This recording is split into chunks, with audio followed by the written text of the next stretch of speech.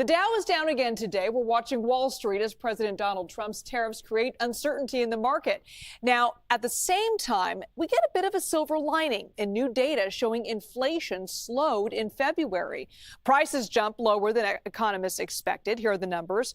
Prices up 2.8% from a year ago and 0.2% from January. Again, a slower bleed than expected. However, we know millions of you are still feeling it when you check out at the gas pump or maybe at the grocery store.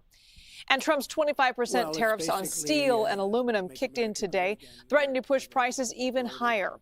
In a matter of hours, the European Union slapped tariffs right back on the U.S., targeting everything from farm products to motorcycles, bourbon, peanut butter, and even jeans. Canada also vowed to retaliate with more than $20 billion in tariffs on the U.S. Trump doubled down on his plans to impose reciprocal tariffs on the U.S. Take a listen. The European Union treats us very badly. They have for years. I saw that. I had it out with them in my first term. It did well, but we had to solve other problems, and we did. But European Union's been very tough, and it's our turn too. You know, we get a turn at that also, but they have not been fair. They sue our companies and win massive amounts of money. They sued Apple, won $17 billion, and they use that for other reasons, I guess, or to run the European Union. So I'm not knocking it. They're doing what they should be doing, perhaps, for the European Union, but it does create ill will. And as you know, we're going to be doing reciprocal tariffs. So whatever they charge us, we're charging them. Nobody can complain about that. Whatever it is, it doesn't even matter what it is. If they charge us 25 or 20% or 10% or 2% or 200%, then that's what we're charging them. And so I don't know why people get upset about that, because there's nothing more fair than that. And we had a problem with Ontario, and they dropped that when I let them know what we were going to be doing. They dropped it immediately, so I'm glad, because electricity, you shouldn't be playing with electricity. It affects people's lives. Actually their life. I mean, it can affect, depending on weather, it can affect their life. So we can't do that. All right, let's bring in CBS News Money Watch correspondent Kelly O'Grady. Kelly, I want to get your reaction to what the president just said.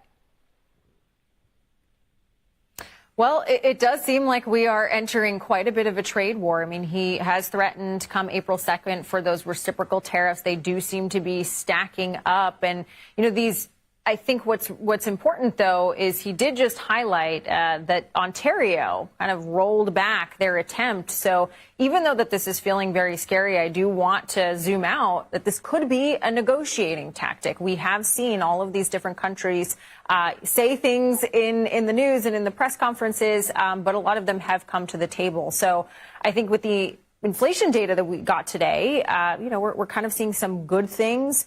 You are seeing the market react to a little bit more volatility, as we have seen. But I think listening to that specifically, we could be in for more pain. But again, it could be a lot of bluster to get people to the table. Yeah, you mentioned there could be some temporary pain, maybe. How might these countermeasures for the European Union and Canada really impact prices here in the U.S. on you and I?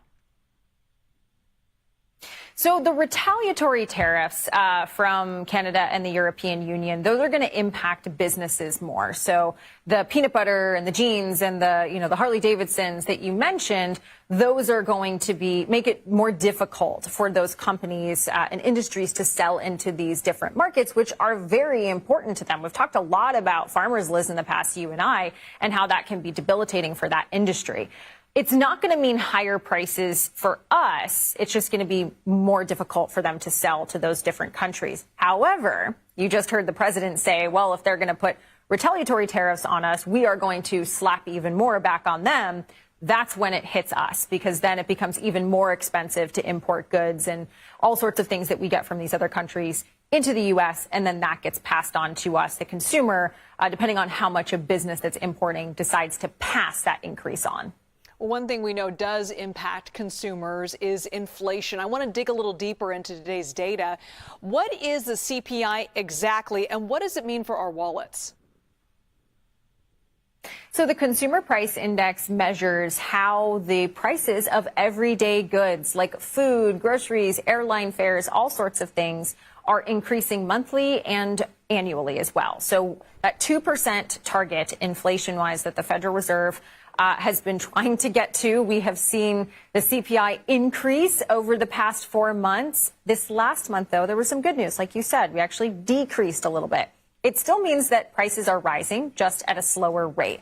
So that's kind of what it is and how it impacts our wallets. It just tells you how much more you're going to be paying at the grocery store or for your rent, all these different things. What really stood out to me is that we are seeing a little bit of a slowing in inflation. That is good news because we had been in what we call a sticky inflation environment where it does feel like this rising price trend has been entrenched in our economy. I think where I pause, though, is a lot of this data did not incorporate the tariff impacts that we are likely going to see. Saw a little bit of that original 10% tariff that was slapped on China going all the way back to the beginning of February. But these next few reports will give more of a complete picture of how tariffs will impact that inflation rate. And that's where you can see it go back up. All right, we'll be watching for those. Kelly O'Grady, thank you so much.